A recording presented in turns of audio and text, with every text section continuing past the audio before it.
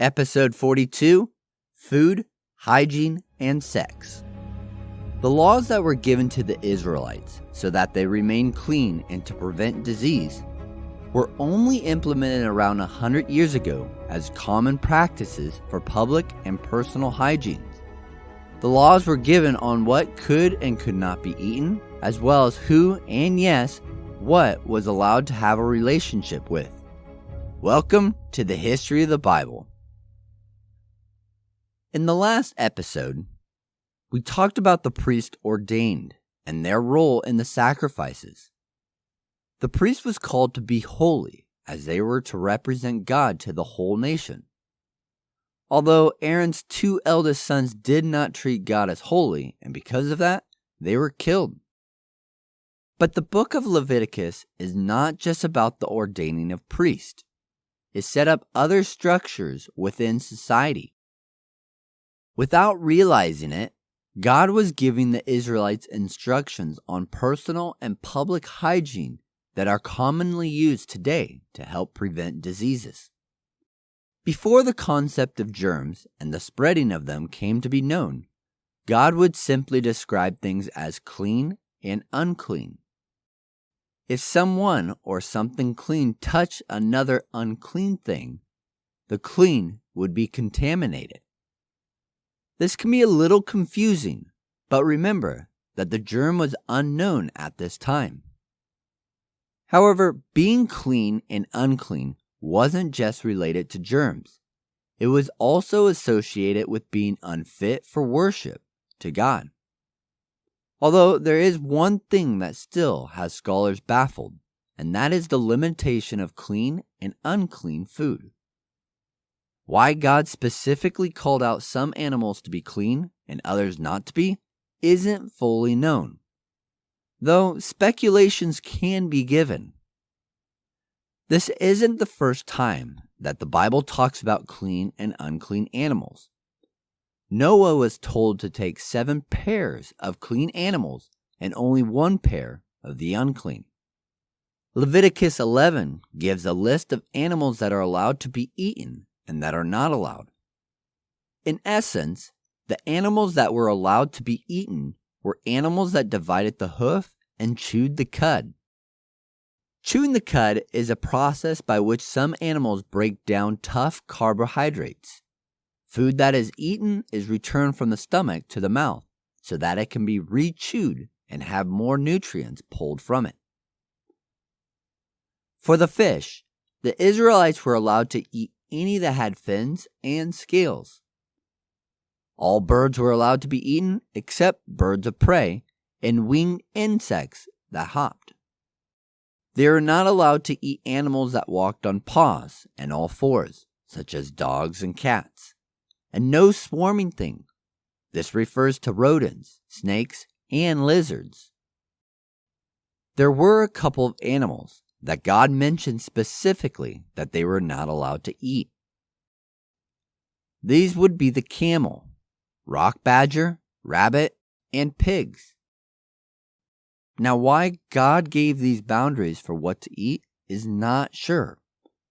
Although there have been suggestions of why, it doesn't always fully explain.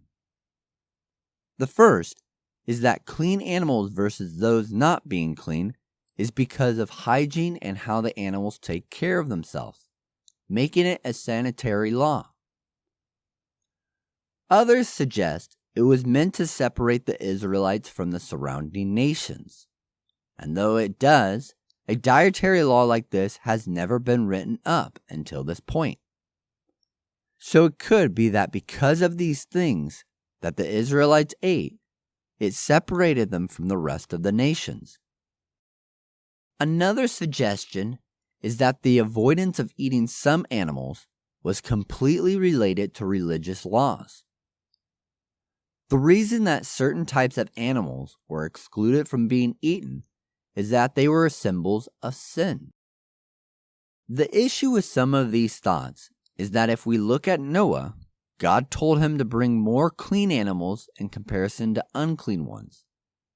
This was before God permitted people to eat meat and before any nations were formed. There has been one other thought. Today, some nutritionists have found that the guidelines of the clean and unclean animals to eat without modern food safety could help prevent many health-related issues when it comes to their diet. However, none of these thoughts can give a full explanation of why an animal is clean or unclean. Although, just because the animal is on the unclean list does not mean that it is evil and God doesn't care for it. Leviticus doesn't just talk about which animals to eat and which not to eat. It goes into how a woman was to remain at home, being unclean, after giving birth to a child, as well as diseases and what to do with a person with leprosy. Now, the Bible at this point uses the Greek word that means leprosy. However, when the law was given to Moses and the Israelites at Mount Sinai, the specific disease of leprosy had not yet been discovered. The Hebrew word that is used for the word leprosy refers to any type of skin disease, not just leprosy. The priest was responsible for inspecting and determining if a person had some type of skin disease. If a priest found the person to have a disease, the person would then have to be moved and live outside of the camp, not as punishment, but to help prevent the disease from spreading to others in the camp. The person with the disease would then have to wear torn clothes and shout, "Unclean!" as they walk through the areas with other people. This practice of tearing the clothes was a sign of mourning, as it could be because they were not allowed to be with society until they were clean. The person was to be isolated so that the disease would not spread to others around them. But it doesn't just talk about how to get rid of those that have a skin disease. God gives a way for a person to be made clean once again so that they can become part of society once again. The one who was to be cleansed was to shave their head, and then the priest that was to pronounce them clean would perform a sacrifice. The priest would take 2 birds outside the camp to the person. One bird would be killed, and the other would be dipped into the blood of the other bird and then set free. This would symbolize the release of the unclean disease. After 7 more days, they are allowed to re-enter into their tent or home, and then present another offering themselves at the tabernacle, indicating that they are now back in the fold of the community and once again in fellowship with God. A sin offering, a burnt offering, and a grain offering were all given at the tabernacle. During this offering, the placing of the blood on the right earlobe, thumb, and the right toe would then be done the same way that is used for the priest to be purified before God. The steps that God gives that are taken to prevent the spreading of disease are the same things that are used today. The removal of a person from society meant to place the sick in isolation or quarantine so that the disease would not continue to spread. Even items that had diseases growing on them, it was the responsibility of the priest to determine if it was clean or unclean. Most likely, this would be some type of fungi or mold growing on the item. Even for a house that appears to have some type of disease growing within it, God gives instructions on how to clean it. Or, if the disease continues to remain in the house after being clean, then the house would be torn down and the stones and timber removed from the city. Another thing that would cause a person to become unclean is bodily discharge. It specifically talks about a man ejecting sperm and a woman on her menstrual cycle. Now, the concept of germs and disease spreading through the body fluids was not a thing at all. The recommendations of Leviticus were only implemented in the medical community a little more than 100 years ago, while God had the Israelites doing this kind of stuff long before it was known. When it talks about a man having discharge of sperm, it is believed to be talking about an STD. This is where the man can sometimes randomly discharge sperm. That is why the Bible says that anything he sits on, lays on, or touches will become unclean. Once the man no longer had the discharge, he was to remain unclean for 7 days, and then he was able to come back into the fold of society, and after 2 turtle doves or pigeons for his atonement as a sacrifice. However, because of the ejection of sperm from the man would make him unclean, and whoever it touches, this would mean if a man and his wife had sex together, they too would be unclean until the evening. The evening was the beginning of the day for the Israelites, whereas today, the beginning of the day is midnight. For them, it was sundown. This isn't to say that sex was bad. Being unclean did not mean being sinful whatsoever. When it says that they are unclean, yes, it can help prevent the spreading of disease, but Leviticus 15, verse 31, calls them to separate from being unclean so that they can come into the tabernacle. Leviticus 15 talks about 2 different groups of bodily discharge. 2 were normal bodily functions, and the other 2 were not normal. A man discharging while having sex and a woman's menstrual cycle are both normal functions of the body. These did not require full atonement, only to be unclean until the evening, or for the woman while in her cycle, once she was finished. The other 2 that were not normal were when a man discharged due to a disease, like the one we just mentioned, and when a woman was bleeding outside of her regular cycle. God would have them remain separate from society for 7 days. Once the discharge ended, then they were allowed to come back into the tabernacle and offer an atonement sacrifice. Again, this is a way that God was using to protect the Israelites from spreading diseases through the discharge of the body. Because today, we know how many diseases can be passed on from the body through its fluids. It never meant to be seen that if a person was unclean, they were sinful. They were just not allowed to go into the tabernacle when they were unclean. After being cleaned by washing their clothes, bathing, and waiting till sundown, they were allowed to re-enter the tabernacle.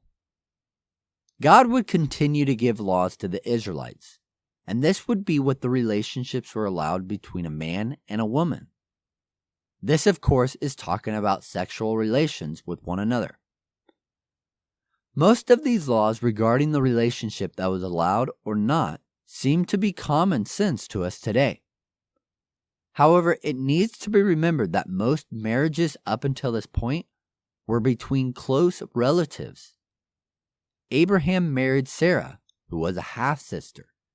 Jacob married his 2 cousins, Rachel and Leah. All of Adam and Eve's children married each other. Today, we would call these types of relationships incest. Yes, Adam and Eve, that makes sense of why their children married each other. There wasn't anyone else around to be with.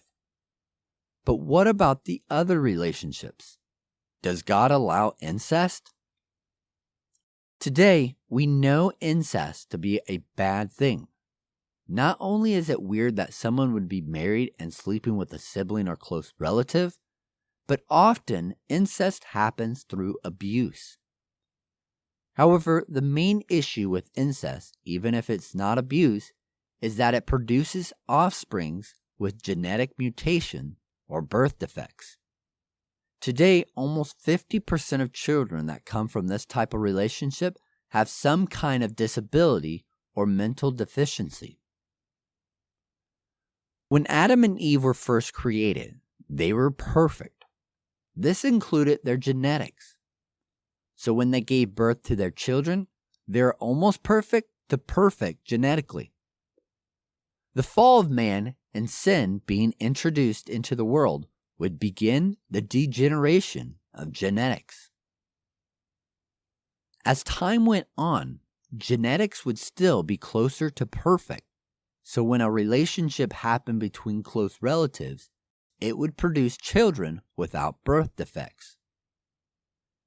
That is why until the law was given to Moses, God allowed for close relative relationships to happen. At the point of time when the law was given, human genetics would be getting less perfect and would produce more birth defects in children. The other thing why close relative relationships were allowed was because often people grew up in villages and communities that were all somehow related. When the separation of languages happened in Genesis, people groups were split up into different families. The only people they would have been able to communicate with were family. So, of course, people are going to marry close relatives. They were the only people that were around and able to talk with.